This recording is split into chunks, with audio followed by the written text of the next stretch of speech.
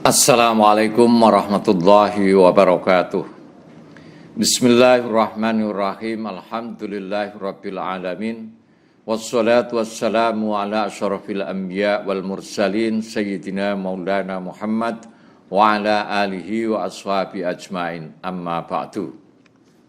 Selamat bertemu kembali dengan saya Muhammad Ajib di channel Kampung Ilmu. Channelnya orang-orang yang istiqomah mencari ilmu. Qala al-Imam Ali alaihi salam, la ta'rif al-haqqa birrijal, i'rifil haqq ta'rif ahlah. Jangan kenali kebenaran berdasarkan tokoh dan individu-individu. Kenalilah kebenaran itu sendiri, maka otomatis kamu akan kenal siapa di pihak yang benar. Kalimat ini dikutip Imam Ghazali dalam kitab Ihya Ulumuddin, juga kitab karyanya yang lain yaitu Mizanul Amal. Ketika membahas tentang etika pencari ilmu dan guru, Imam Ghazali di kedua kitab tersebut menjelaskan tentang pentingnya mengetahui sesuatu secara objektif apa adanya. Sebab setiap ilmu secara analitis terlepas dari unsur individu manusia. Pernyataan ini mengandung asumsi bahwa sesungguhnya manusia memiliki potensi untuk mengetahui kebenaran secara mandiri. Memilah antara orang yang menyatakan kebenaran dan kebenaran itu sendiri penting agar kita tidak bias dalam menilai sesuatu. Tidak setiap yang datang dari orang yang kita cintai atau kagumi adalah benar, dan tidak pula seluruh yang bersumber dari orang yang sangat kita benci atau musuhi adalah salah. Disinilah kemandirian berpikir sekaligus ketawadukan seorang pembelajar ditantang dan diuji. Ini juga menguatkan ungkapan populer yang mengatakan undur maqal wala tandur mangqal. Lihatlah apa yang dikatakan, jangan lihat siapa yang mengatakan. Pernyataan tersebut juga bukan berarti bahwa belajar kepada guru tidak penting. Justru sebaliknya, guru dalam pengertian luas bisa tersebar di mana-mana. Bahkan siapa dan apa saja bisa menjadi guru kita. Hanya saja yang penting dicatat bahwa pembelajar atau seorang murid adalah orang yang sedang mencari kebenaran, bukan sekedar menyerap informasi dari orang. Saya ulangi sekali lagi, pembelajar atau murid adalah orang yang sedang mencari kebenaran, bukan sekadar menyerap informasi dari orang lain. Wallahu a'lam. Sahabat Kampung Ilmu yang berbahagia, pada kesempatan kali ini saya akan mengkaji logical fallacy, menguak kesalahan-kesalahan berpikir yang kerap kita jumpai sehari-hari, yang ditulis oleh Syekh Muhammad Nuruddin. Sebelum kita mulai, marilah kita hadiahkan bacaan surat Al-Fatihah sekali kepada guru-guru kita, khususnya kepada Kang Muhammad Nuruddin, penulis buku Logical Fallacy, dan Kang Asep, pemilik channel Logika Filsafat di Telegram, dan juga kepada siapapun yang telah berkontribusi dalam pembuatan video ini. Semoga Allah membalas mereka dengan pahala yang sebesar-besarnya atas jerih payahnya mendidik umat agar mempunyai cara berpikir benar, dan semoga kita mendapatkan ilmu yang bermanfaat. Amin. Ila hadratin Nabil Mustafa Rasulillah sallallahu alaihi wasallam wa ala alihi wa ashabihi wa dzurriyyati wa ahli baitil kiram, wa ila arwahi abaina wa ummatina wa ajdadina wa masaikhina wa masaikh masaikhina wa jami'il muslimin wal muslimat wal mu'minin wal mu'minat, khususan ila ruhi Muhammad Nuruddin wa Kang Asep, syai'un lillah lahumul Fatihah. A'udzubillahi minasyaitonir rajim. Bismillahirrahmanirrahim. Bismillahirrahmanirrahim. Alhamdulillah.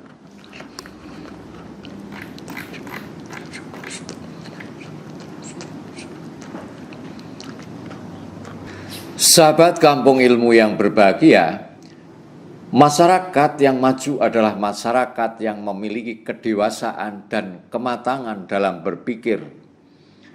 Dan itu dapat kita lihat dari para tokoh, pejabat, politisi, dan ulamanya, bagaimana cara berpikir mereka. Tak akan mudah bagi kita untuk menolak kenyataan ini. Jika kamu ingin menyaksikan kemajuan dalam suatu masyarakat, maka pertama kali, ubahlah cara berpikir mereka sejak usia dini.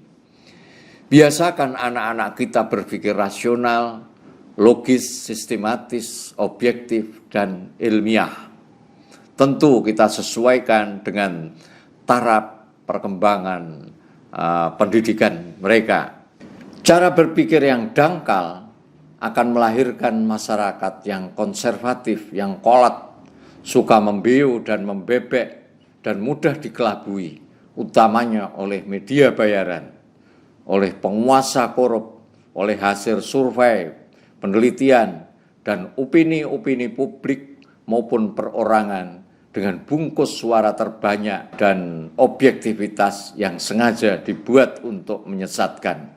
Cara berpikir yang lurus dapat melahirkan masyarakat solid dan progresif, maju dan kritis serta religius. Keteraturan dan keharmonisan hidup dalam suatu masyarakat banyak ditentukan oleh keteraturan cara berpikir mereka itu sendiri. Jika cara berpikir mereka kacau tanpa aturan, maka kemajuan pun tak akan lebih dari sekedar khayalan. Untuk membangun kehidupan yang berkemajuan, kita butuh cara berpikir yang teratur, kritis, dan sistematis, agar kita tidak disuguhi dengan potret perdebatan yang tidak berkualitas dan kurang mendidik. Dewasa ini, di tengah keterbukaan berita dan informasi ditambah dengan minimnya perhatian masyarakat akan dunia literasi, kekeliruan dan kecacatan berpikir itu bisa kita jumpai dengan mudah. Media sosial sering menjadi tempat tulisan-tulisan dengan logika yang cacat dan sesat. Orang yang berdebat di televisi tidak lagi berdebat untuk mencari kebenaran, tapi berdebat untuk memenangkan pertarungan. Kita sering dihadapkan dengan fenomena-fenomena semacam itu. Misalnya sering kita melihat orang tidak bersetuju dengan suatu pendapat, tapi yang dikritik dan diserang ialah orang-orang yang mengemukakan pendapat itu. Yang diserang hal-hal privat dari orang itu, bukan pendapatnya itu sendiri. Tak jarang kita melihat banyak orang memandang suatu pernyataan tokoh sebagai sebuah kebenaran. Alasannya hanya karena dia dianut oleh banyak orang, bukan karena dalil dan pembuktian yang bisa dipertanggungjawabkan. Ada orang yang tidak setuju dengan suatu pendapat, tapi yang dia kritik bukan pendapat orang, melainkan pendapat yang dia bangun sendiri, yang kemudian dia nisbatkan kepada lawannya. Lucu ini. Masih banyak contoh kekeliruan berpikir lain yang bisa kita jumpai dalam percakapan kita sehari-hari, yang insya Allah akan kita bahas dan kita sampaikan. Video ini menyuguhkan penjelasan mengenai hal itu. Video ini berusaha mengoreksi sejumlah kekeliruan berpikir yang kerap kita jumpai dalam percakapan intelektual kita. Mengapa kita perlu mencermati dan mengoreksi kesalahan-kesalahan itu? Karena kita sering dibuat resah, muak, rusuh oleh kecacatan berpikir semacam itu. Dengan cara berpikir yang cacat, kita mudah menjadi umat yang suka dengan kata laknat melaknat, mudah diadu domba dan diombang-ambingkan oleh bakser dan diintimidasi oleh mereka. Dengan cara berpikir yang penuh dengan kedangkalan dan kedengkian, kita mudah menjadi kelompok yang suka memonopoli ruang kebenaran hukum, mudah menyudutkan orang-orang yang tidak disukai dengan caci maki dan semburan kata-kata yang menjijikkan. karena orang itu dianggap sebagai ancaman kepentingan politiknya, maka mereka dihabisi dengan memakai cap radikal, anti NKRI, ekstrim, ingin makar, dan seterusnya.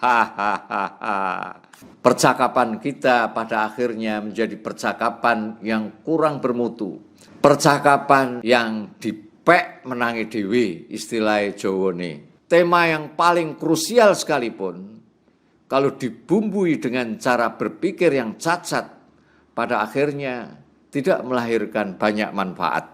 Cara kita mengemukakan kritik, menyampaikan pendapat, mengomentari pendapat dengan pendapat, membangun premis, menarik kesimpulan, dan lain sebagainya, perlu kita tata dengan benar. Upaya untuk mengoreksi kesalahan-kesalahan berpikir itu harus ada. Dengan begitu kita bisa menjadi bangsa yang terdidik, bangsa yang intelektual. Dan itu adalah aset yang mahal sekali. Diskusi dan percakapan yang tidak jelas dan tidak berguna bisa kita minimalisir. Dengan cara berpikir yang keliru, kita bisa membuang banyak waktu untuk hal yang tidak bermutu. Tapi dengan cara berpikir yang benar, kita membangun dunia intelektual segar dan dunia keulamaan yang jujur dan lurus. Itulah yang kita harapkan ke depan. Referensi penting yang saya jadikan sebagai rujukan utama dalam video ini antara lain ialah buku Logical Fallacy, Menguak Kesalahan Berpikir yang ditulis oleh Muhammad Nuruddin. 2 tulisan-tulisan di grup Logika Filsafat di Telegram yang diasuh oleh Kang Asep. Silahkan itu dikunjungi channelnya. Yang ketiga, tulisan di grup peminat ilmu mantek juga di Telegram. Yang keempat, kitab PDF Al-Mughalatat Al-Mantiqiyah li Adil Mustafa. Kitab Mughalatat Mantiqiyah yang ditulis oleh Adil Mustafa. Materi yang tersaji dalam video ini saya ambil dari keempat sumber tadi, terutama dari buku Logical Fallacy, Menguak Kesalahan Berpikir yang ditulis oleh Muhammad Nuruddin. Bahkan sebagian besar uraiannya saya juga mengambil dari buku ini. Jazakallah khairan katsiran Kang Muhammad Nuruddin atas ilmunya, semoga bermanfaat. Sahabat kampung ilmu yang berbahagia, di era keterbukaan informasi, kebutuhan kita akan buku yang menuntun cara berpikir benar, seperti halnya air yang dibutuhkan oleh para penghuni padang pasir.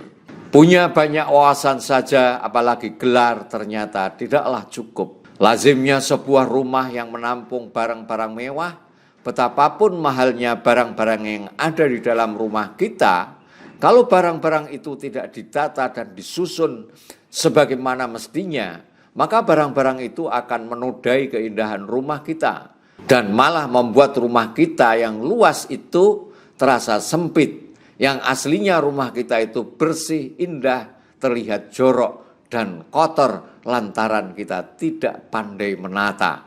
Begitu juga dengan pengetahuan dan wawasan kita yang tersimpan dan terserak di dalam kepala kita.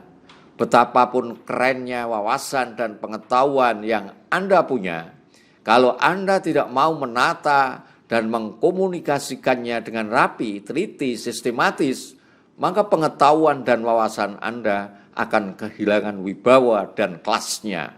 Karena alasan itulah, maka kita perlu dengan ilmu logika atau ilmu mantek. Silakan ikuti pelajaran ilmu mantek di channel kami, Kampung Ilmu di YouTube. Disitulah kita butuh dengan ilmu yang menuntun kita berpikir benar layaknya manusia. Manusia dewasa, manusia yang dikaruniai Allah otak untuk berpikir. Mungkin dalam ilmu mantek kekeliruan berpikir itu tidak banyak disinggung. Karena ilmu mantek memang disusun secara khusus, yaitu untuk menjelaskan kaidah-kaidah berpikir benar, bukan menjelaskan potret pemikiran yang kacau, sesat, dan cacat. Pembahasan logical fallacy ini memotret kekacauan berpikir dengan kemasan uraian yang sederhana, dengan dilengkapi contoh-contoh yang gampang, aktual, dan mudah diterima. Sebagian contoh itu ada yang fiktif, tapi ada juga yang nyata. Terakhir, saya ingin berterima kasih sekali lagi kepada Kang Muhammad Nuruddin dan Kang Asep. Semoga kalian senantiasa dalam lindungan Allah, sehat lahir batin, dan ilmunya semakin berkah. Amin. Paling terakhir, saya ucapkan terima kasih juga kepada siapapun yang telah berperan dalam pembuatan video ini. Semoga Allah SWT membalas dengan sebaik-baik balasan. Allahumma arinal haqqa haqqa warzuqna ittiba'ah wa arinal batila batila warzuqna ijtinabah.